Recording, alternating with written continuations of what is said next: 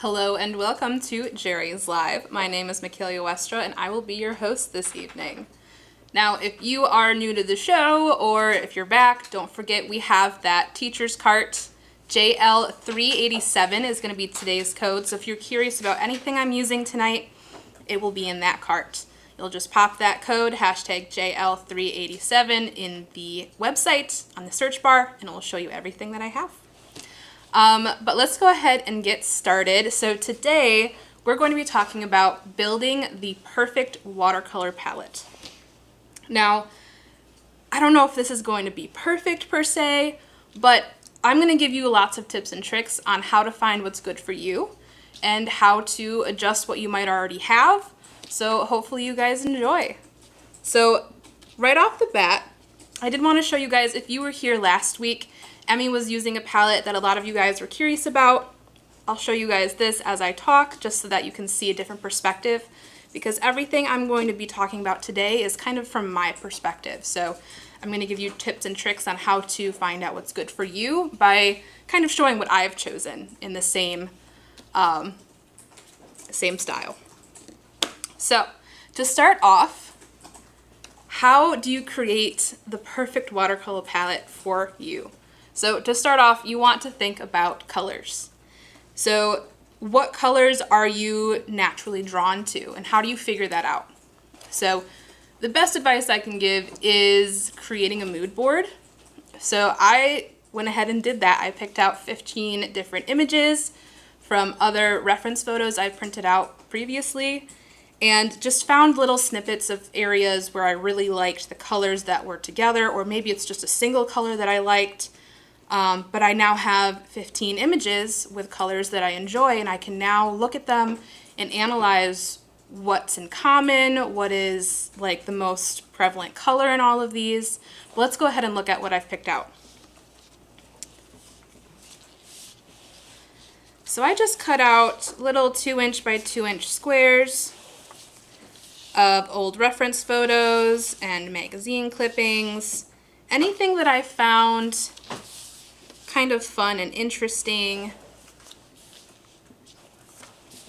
And another thing I'm thinking of when I'm creating the perfect watercolor palette is, what am I painting? What do I plan to paint with these colors? So for me, I do like the idea of painting plein air landscapes. So a lot of the pictures that I'm looking at are pieces of nature or something outside.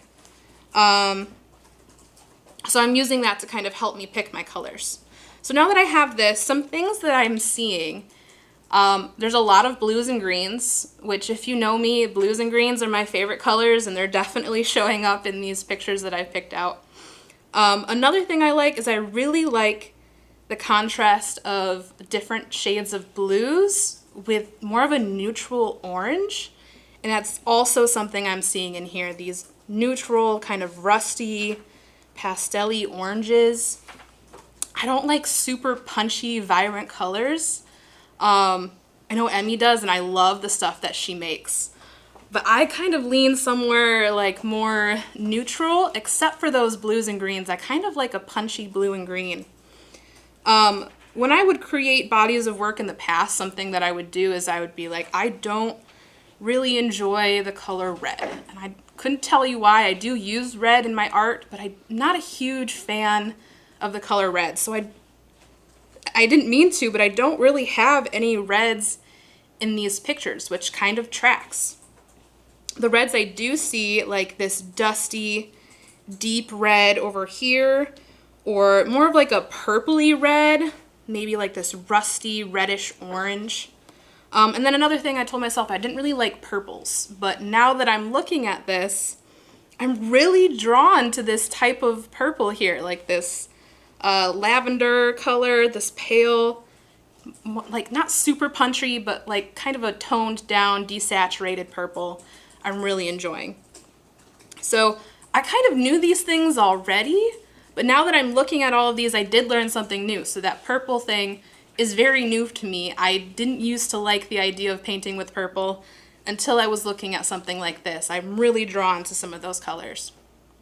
So now that I have this, I can look at this and pick out the one color that I want for each. And what I mean is when you create a palette, you want to make sure that if it's small, you can mix other colors from that. So the basic 3 colors you're going to want to think about are either red, blue, yellow, or cyan, magenta, and yellow. So looking at this, I do prefer the CMYK system, so I'm leaning towards cyan for my blue, especially with these blues I'm seeing a lot of turquoise, so that leans towards that. Magenta, again, I don't have a lot in here, but I do see purple. So magenta is going to lean more towards purple, and that's already perfect. And I don't love seeing bright, like primary red in my palette, so that magenta is perfect for me. But again, it's totally up to you guys. And then yellow is just yellow. I like to think of my yellows as something to create my greens or adjust my greens, more than just using yellow. I'm noticing I don't see a lot of bright yellow in here, but I'm seeing a lot of yellow-green. So I do want a yellow in my palette so I can adjust my greens, even if I don't plan on putting yellow in my paintings.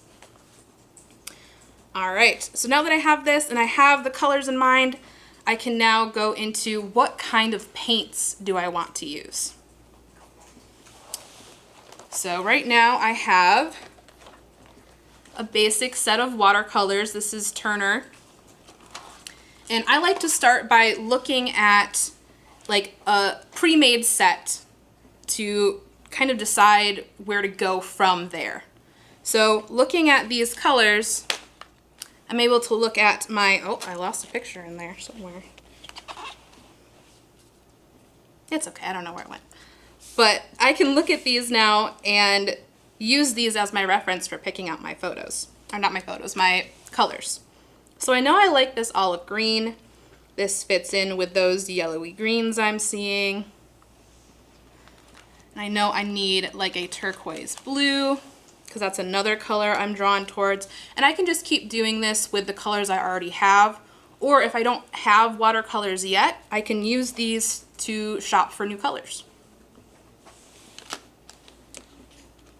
You have a question? Yes, Jackie on Facebook was saying that her palettes are heavy on blues and purples and greens, and she's wondering if that limits her options for creating successful paintings if she doesn't have more of a balanced palette. I don't think so. I'm the same way. I like just a few colors. If you have others in there, which I'll show you, I have one that I've already made. Like I said, I don't like reds and I don't really like purples. That's something kind of new. This is my limited mixing set that I made from this kind of study. I knew I needed a yellow and a magenta, even though I wasn't really going to be using them as they are, but I can use these to mix other colors. So if you are having a palette that is very limited, you only use a couple of colors, as long as you have something in here that can help you mix like different variations of those colors, you don't have to use them as they are. So this one in particular, I knew I probably wasn't going to use these first 3 on their own very often, because I like the browns and the blues and the greens.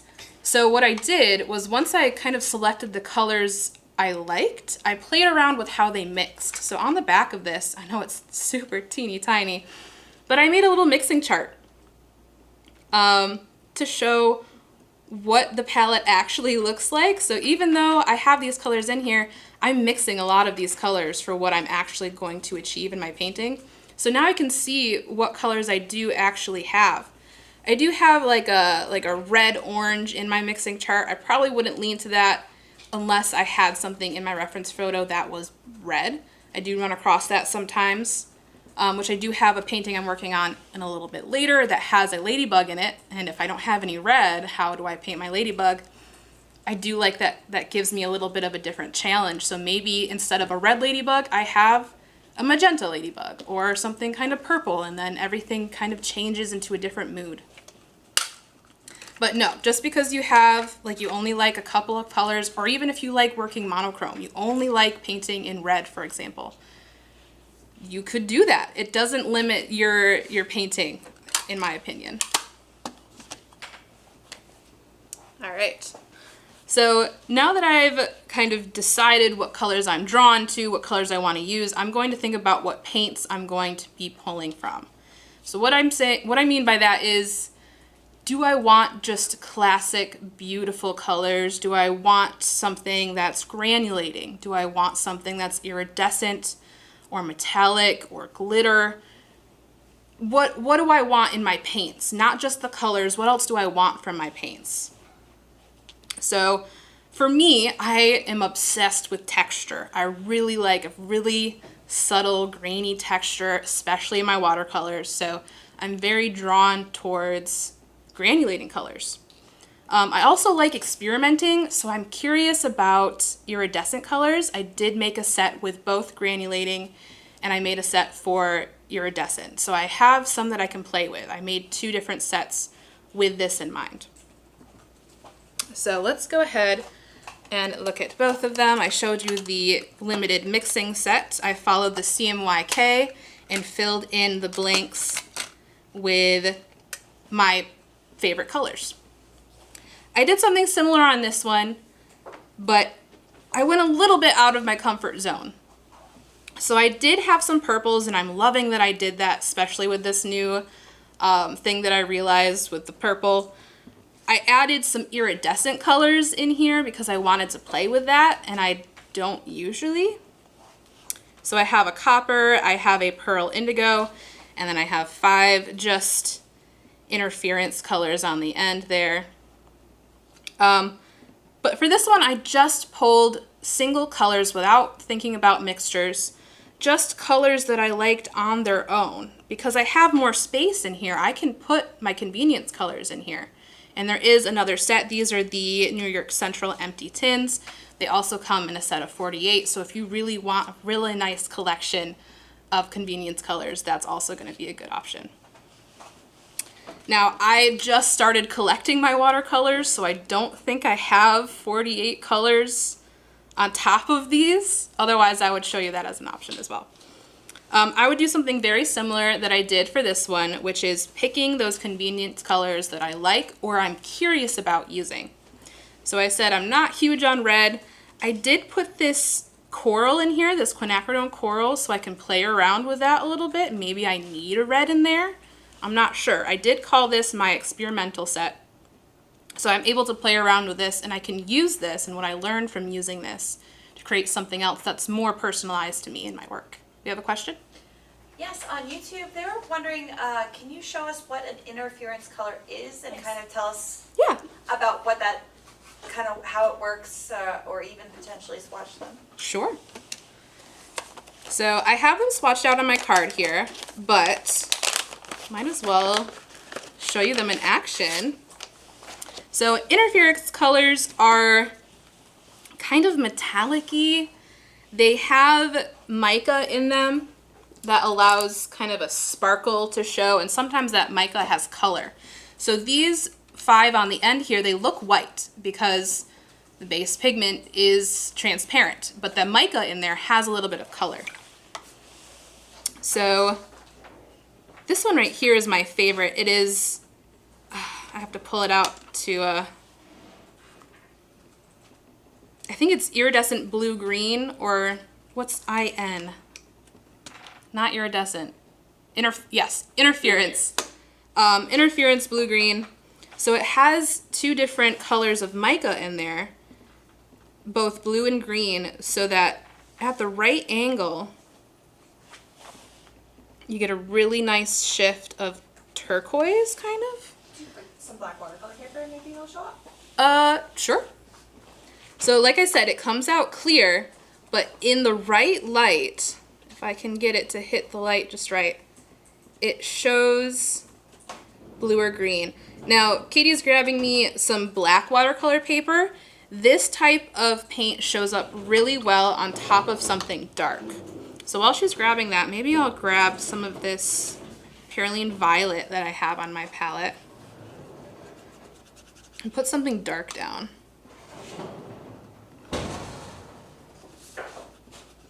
Which, I love this color, this neutral purple. All right, we got some black watercolor paper. A little bit better.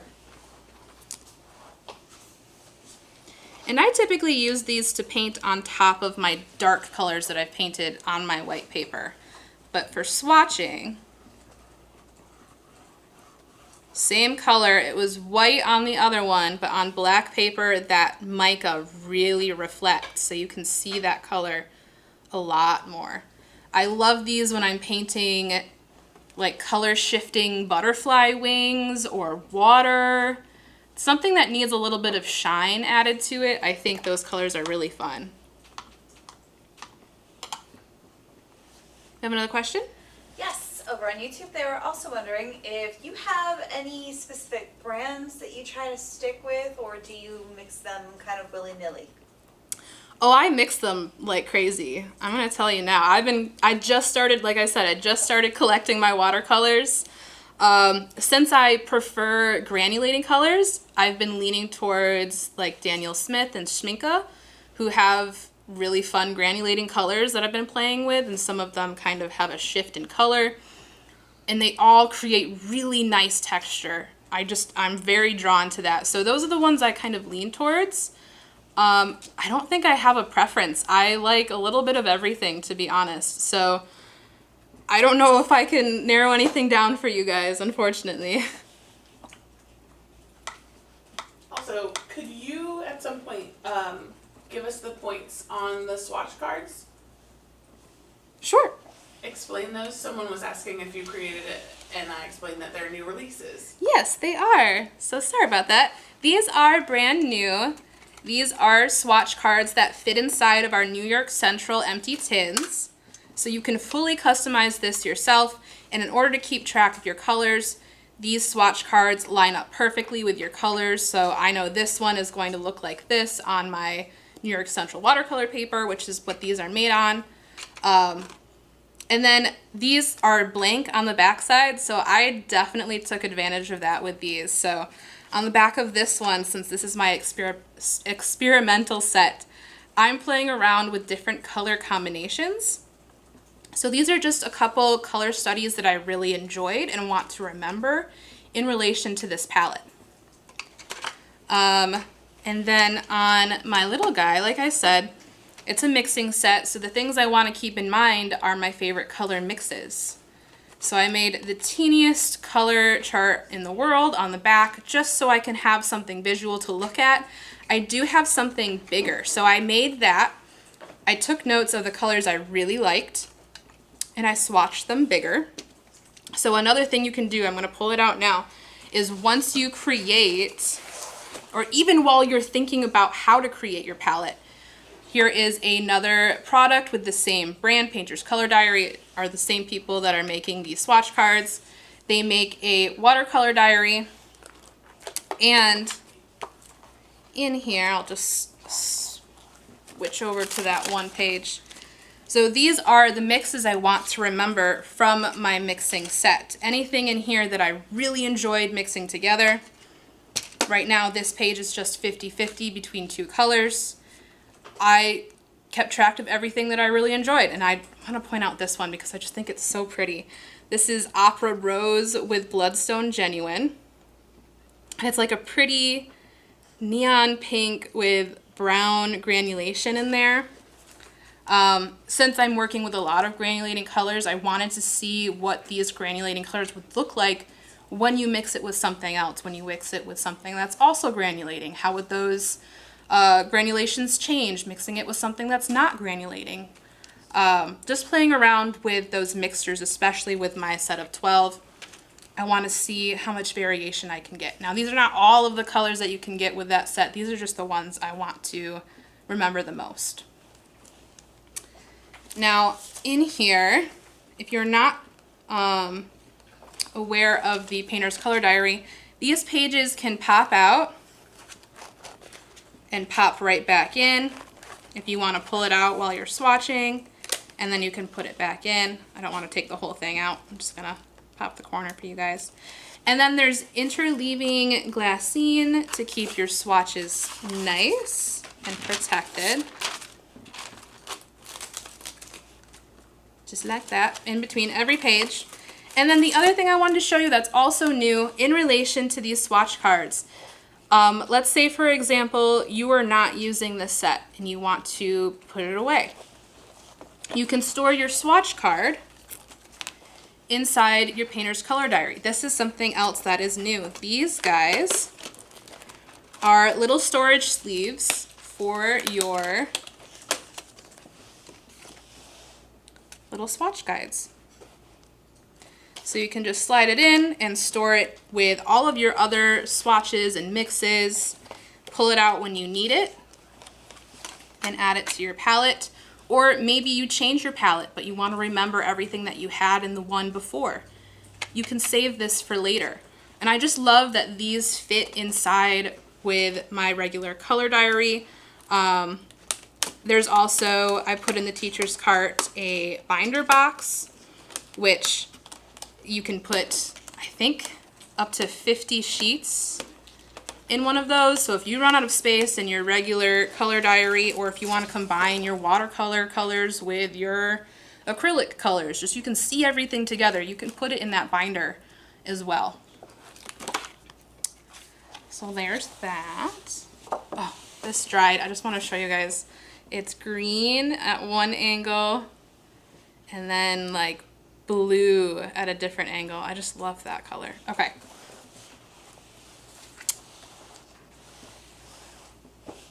So with that, I wanted to kind of show you what I can do with these, because once you're at this point, you're not technically done.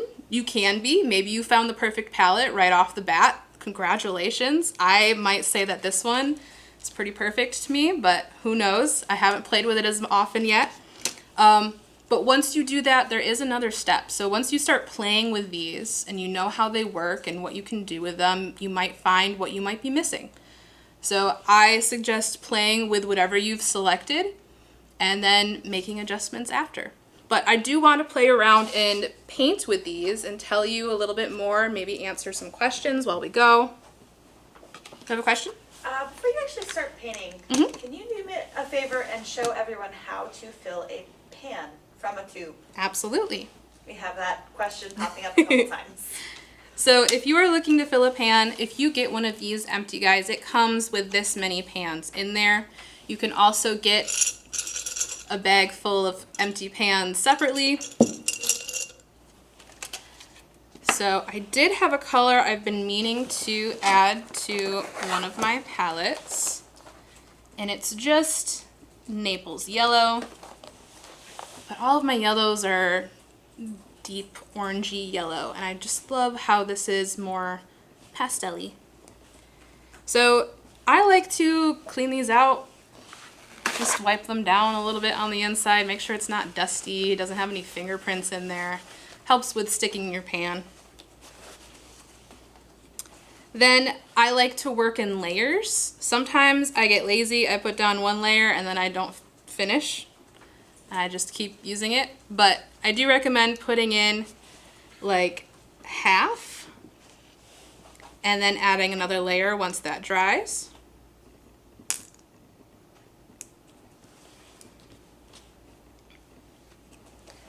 But I'll fill it up halfway.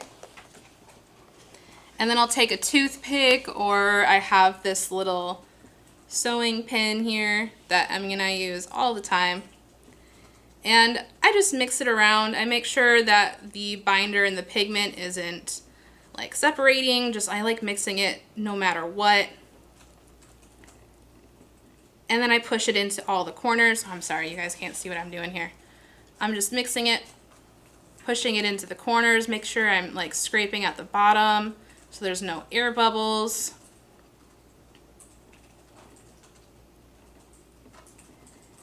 And then I will let this dry. And then I'll fill it again the rest of the way, make sure I reach all those corners, let it dry again.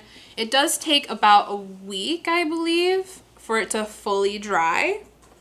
You can use it while it's drying, but I wouldn't recommend it. But I'll just put that off to the side, let it dry for a day or two, add another layer, let it dry, and then it's ready to go.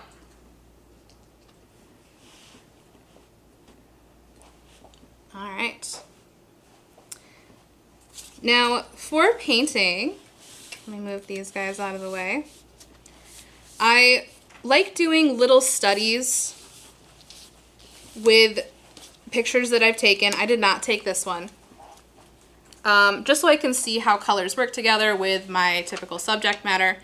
I do like this little mushroom though with a ladybug on it. This is something I found on Unsplash, but this is something I would go towards for my usual reference photos for my own work. So I'm going to be comparing the two sets that I've created, my experimental set and my go-to mixing set. And I'll just share what I find as I go, and if you guys have any other questions, just let me know. Now I think I'm going to start with my typical set. I'll actually put this out of the way. And I like being able to see what everything is before I even grab it, especially with these dark colors. It's just really nice to know what I'm grabbing before I grab it. Now, this is one of my favorites when it comes to granulating. This is the Bloodstone Genuine. I believe it is Daniel Smith, if you're curious.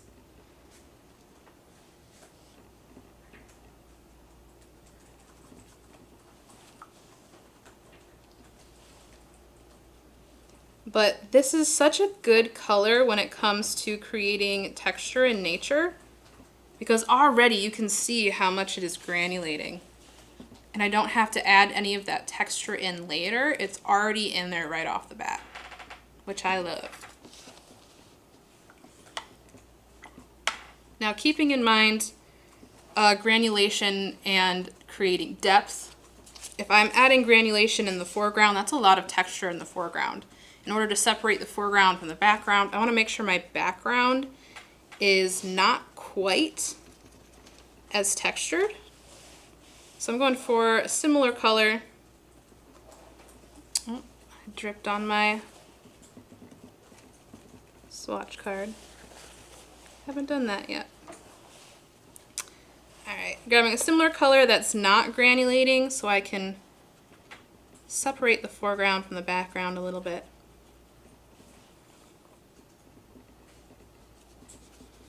And the brushes I'm using are the Oasis, specifically Mott's Favorite Brushes set. So if you are familiar with Mott and have seen some of their shows in the past, this is a set of brushes that they really enjoyed.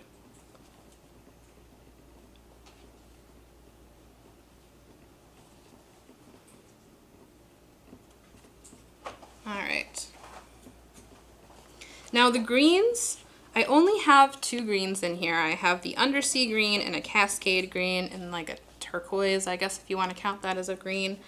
But I don't have any vibrant greens, so that's why I put these two yellows in here so I can create different shades of yellow. And at this point, I'm probably going to pull out that color diary I mentioned. I have all of those color mixtures, and I can use this as kind of like a search code to figure out what colors I need. So maybe I leave my reference photo on my page here and figure out which green do I want the most. And I think I like this one. So that's the lemon yellow and the Verdere blue, which I will say I did go for the CMYK, but I didn't go for cyan. I went for this Verdere blue because I come from a very Dutch tourist town in Michigan, and my favorite thing, like my favorite type of art, the first thing I really loved and found out about was Delft pottery.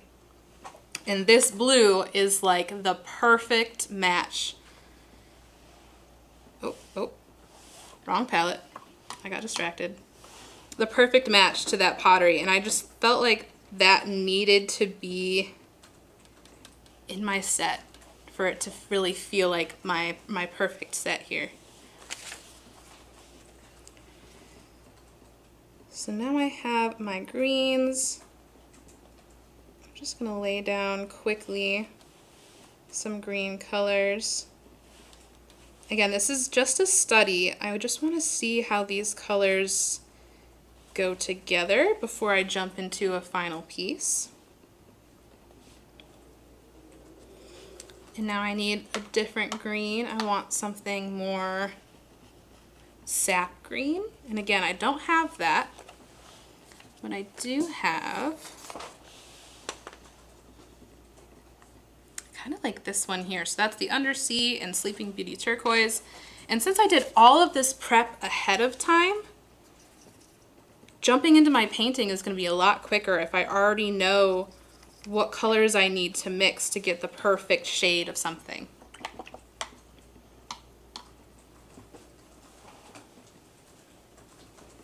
And what color did I say? Undersea green. Have a question? Yes, can you remind us what block you're working on? Yes. So this one I did my sketch in before I realized this is not the one I put in the teacher's cart. So I will say, I'm really sorry, my moderators. This is the Soho watercolor block, 4x10. I really like those long and skinny formats right now. And this is cold press, if you are curious.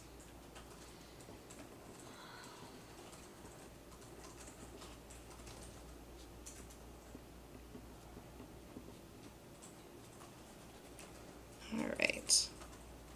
Trying not to get bogged down in my details, but I'm really enjoying this. I do need to get some green in the background, so maybe I'll use both of these greens that I have to lay some greens down.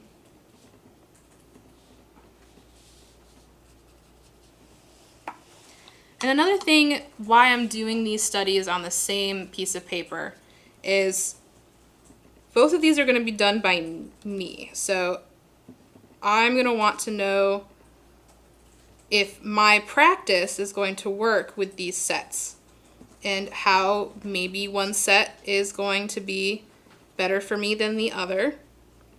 I just want to see how these two compare. Maybe I made some good choices in this one and I didn't make as good choices with my selections in this one. I'm just able to do the same study using two different palettes that I made and figure out which one I like more. Maybe if I don't like one, I need to adjust my palette.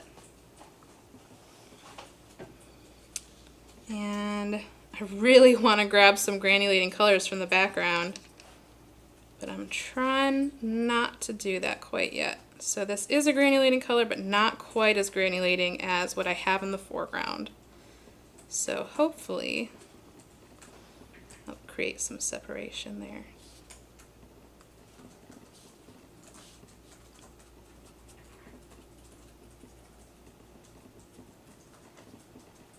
All right. Let me get my mushroom going.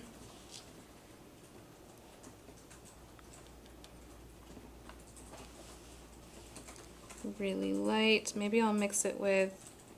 Actually, I figured out which gray I like. It is the Naphthalide Maroon mixed with Cascade Green. So maybe I'll mix a gray for my mushroom.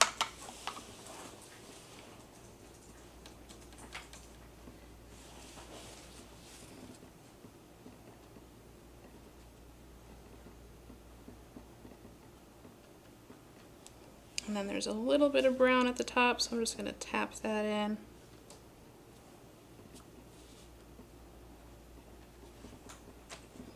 Add some shading. Alright. Now I'm just going to add in my ladybug and a couple other touches, and then I'll switch over to the other palette so we can start comparing what we see. And like I said, I don't have that red. However, I know how to make one with my Opera Rose on here. So I could go for this orangey red here, or I could go something more purple, which I think that's what I'm going to lean towards.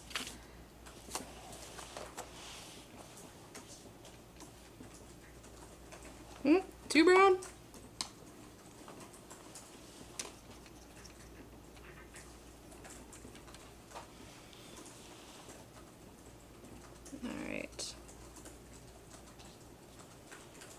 little bit of red in there. Even though it's purple, it's coming out as red, which is all I really need. Maybe I'll add just a touch of this down in the grassy area, because I love creating a triangle with my colors if I can. All right. Get a little bit darker in the background.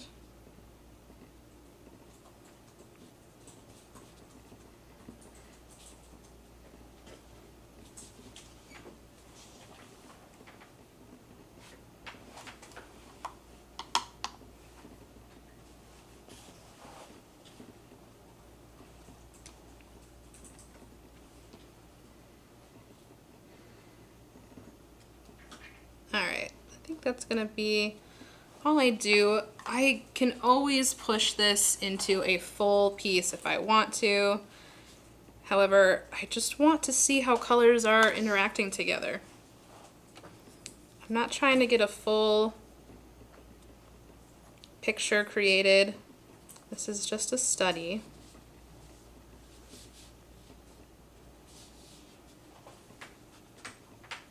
Alright.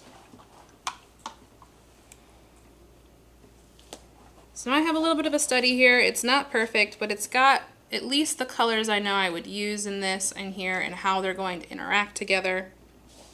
I can now flip it over and figure out if my other palette is making me just as happy as this guy.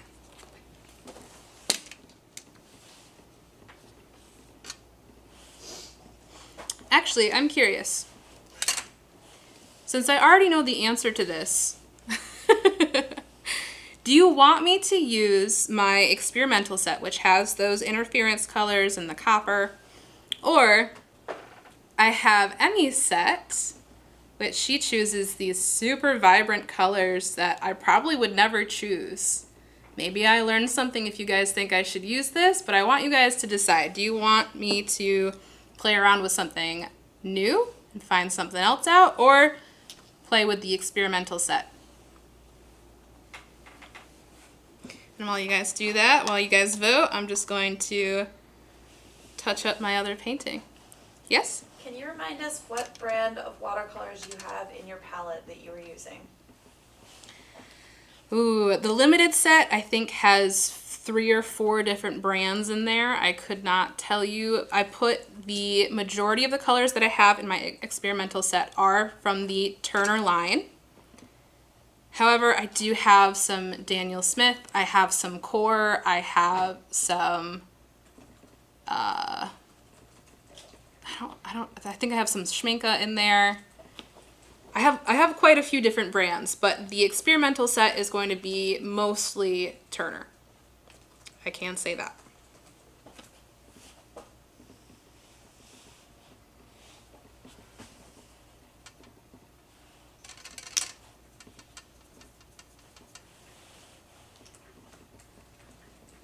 Just gonna touch this up upside down.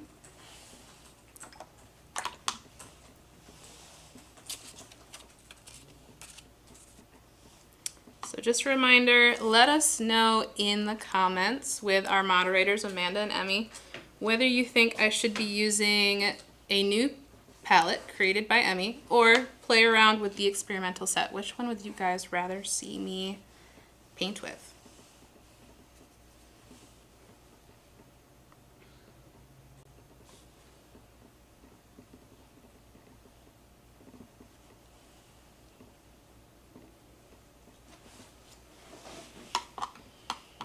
I have another brush that I keep forgetting about. I have a smaller brush.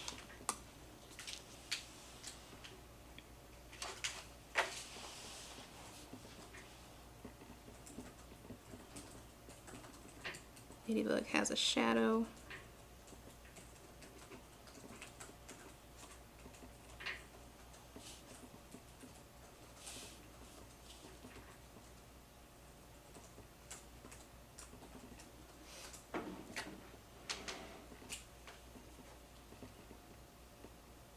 Do we have any winners yet?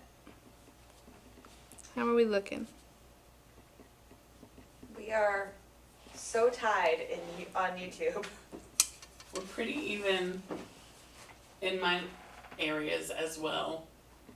I think we're tipped just one more into the Emmy palette, but Same. we also have an either way is fine. They want to Okay. see both, really. Okay. I'll lean towards the Emmy palette, and maybe I'll grab some interference colors as I go. How's that?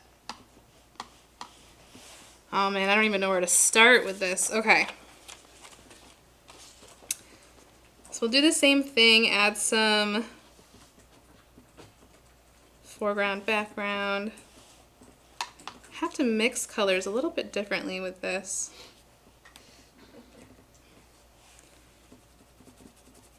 I mean, you like very vibrant fluorescent colors. There is one fluorescent color. Is there really? It's that big pan on the side. It actually will fluoresce. Maybe that's the color my ladybug is.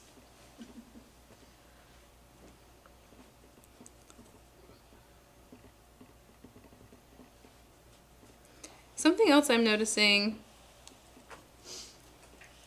is, ooh, that is very vibrant. Oh my goodness. I wish I had taken time to like mix around colors with this, because I like my little cheat sheets now that I have them. This is kind of helping me stick away from following the reference exactly. I'm able to be a little bit more free with how I paint this.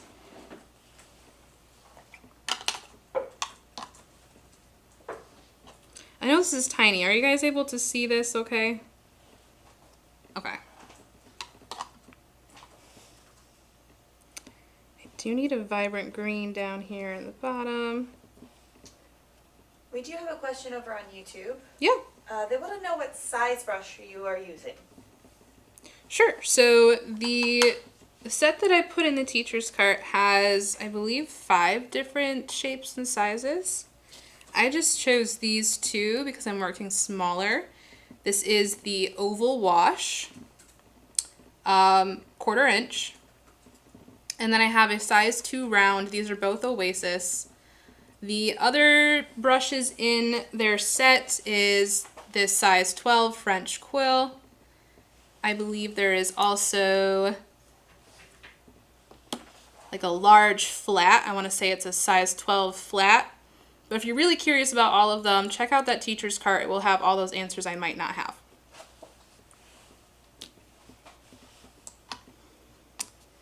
I might have to put some fluorescent colors in my next set. Emmy's gotten to you. Yep, it's happening. There is no black either.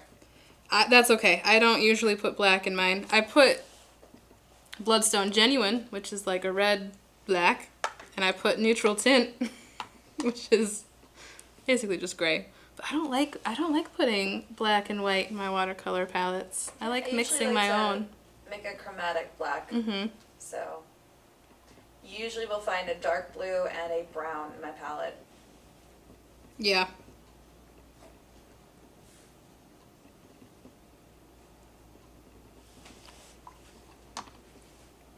I'm also finding myself being a lot more careful with this. With the granulating colors, I just kind of slop it on there and let everything kind of decide what it wants to do.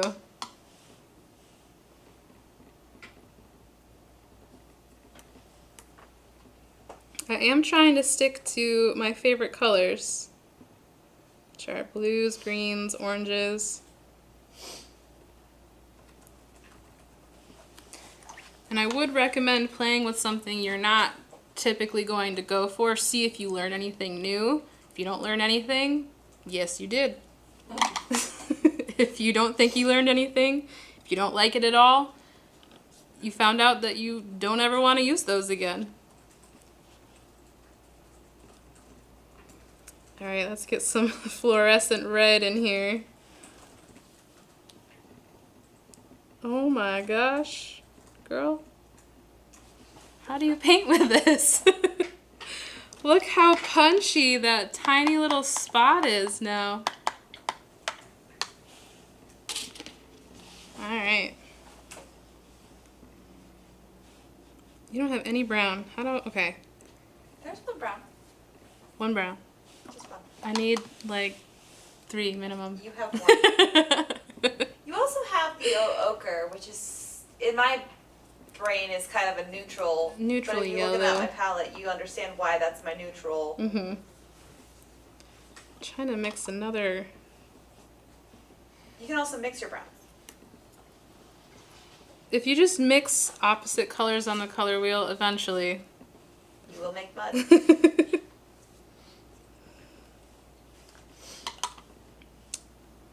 And your brown is very red, so let me just mix that with green. Oh, that's just green. That's fine. We'll use it.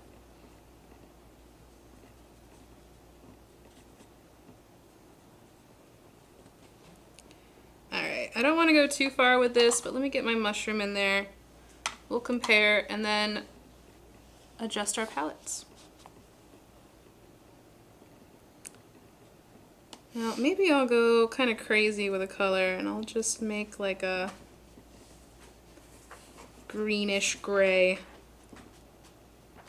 for my mushroom.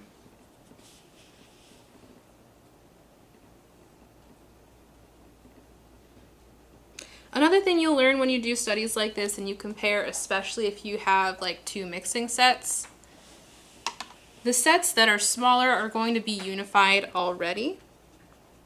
But if you play around with different combinations and colors, maybe you leave out a color and you find that with no red, how do you make these colors? And then figure out what you would replace it with. If you have no red, what would you paint your red objects in your reference photos as? Maybe everything that's red, you paint brown, which is what I did for a long time with my personal work. And with a palette like this, you can really exaggerate the saturation of photos, which I kind of love.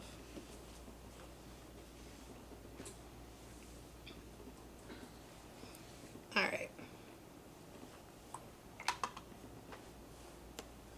Get the stem in there.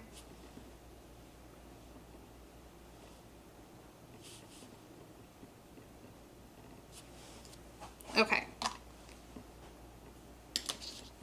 So now I have 2 quick studies that I can compare and figure out what I've learned. Like I said, I like that I can push the saturation with this palette. However, I don't know if I would want all of my pieces to be that super vibrant and happy. I kind of like a little moodiness, a little grunginess. So that's what I'm really enjoying about this palette, how toned down it is, how textured and gritty it is. I really like that. I did say that I knew the answer already, so what I meant was I did this already. So I compared my limited mixing set to my experimental set, and I did a different photo. So this one on the bottom here was done with the experimental set. You can see that in just the right light, I get a nice shine that I added to the water. I also added it a little bit to the highlights on my rocks, so it really adds an interesting depth. I don't know if I love the iridescent, but it's definitely fun to play with. It's pretty on camera. Oh yeah. And then this one on the bottom, all the colors feel just a little bit more moody, a little bit more dramatic and textured. This is the limited granulating set that I have. I really enjoyed the colors in this one compared to this one, but I loved the depth and the shine of this one. So from that comparison, I wanted to keep playing with both of them. I didn't really want to change them, but I do want to see what it would look like to take my set with these experimental colors and make it more towards something I would use on a regular basis. So that is the final step I wanted to show you guys. That once you have a palette made, doesn't necessarily mean you have to be finished. So maybe you've painted with this set for a while and you're getting tired of having these iridescent colors in here because you don't go for them anymore, maybe. So what you can do is you can archive this guy. You have this palette saved. You have these already panned. You can just retire these for now, save this palette in your color diary so you can remake it later if you want to, and make something new. So I'm just going to show you what I ended up doing with this guy. Like I said, I'm just showing you all the things that I would do for myself in this, and hopefully you guys are able to kind of put it towards your own practice and adjust it towards your own style. But the colors I wanted to replace in here is I wanted to make sure I had some granulating colors. In this set, it was all Turner, no granulating colors. So what I have here is the Schmincke set of Galaxy. I just panned these earlier because I realized these were some granulating colors that I didn't have yet. So I panned these guys and I can add it in here. I also have that Naples yellow I was really in love with earlier, so I can add that in here too. And I like keeping these in chromatic order if possible. So I'm just going to pop these in. And I do want to show you one more thing. When you are when you're filling a watercolor pan, you do want to label them so that when you do the process like this, where you take them out and move them around, this is not your only guide. So on the back here, I label the brand and the color name. You can record more than that. And what I used is I used the Accurate waterproof pen. It does have some issues with sticking if you do not wipe it down first. Any oils from your hands is going to cause issues with this sticking to your pan. So I wipe this down first with a cloth or a paper towel, write my information on here, which this is the brown umber from Core. And that way, even if I change up my palettes, I still know what these are. This swatch guide won't be my only reference. So I have the Galaxy Black, which this isn't really black. It's like a deep navy granulating. So I'm going to put this down here on the bottom. This is Galaxy Violet, which is kind of purpley. Maybe I'll put this in between here.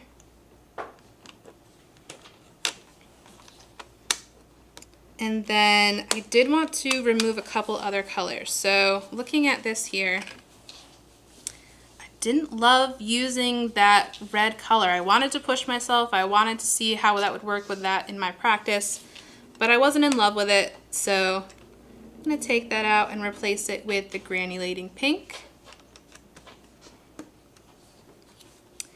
And then I'm going to add another brown. This is a granulating brown. And I have another granulating blue. And with this, I still have some open space, which I'm trying to shift these down without taking them all out. I know I can do it. Ah, I touched it. Okay. Shift it down. Oh, wait. Keep that one there. And pop that in there. So once I've decided what colors I want to add, I can do the whole process again. I will swatch these, figure out the correct chromatic order, create a swatch card. I can add more notes on the back, and I have a whole new set that I can play with. Does anyone have any final questions? I just wanted to give you a couple tips and tricks when it comes to creating your palette. I hope this gave you some ideas or would help you get started with creating something new. And I got watercolor under my nail.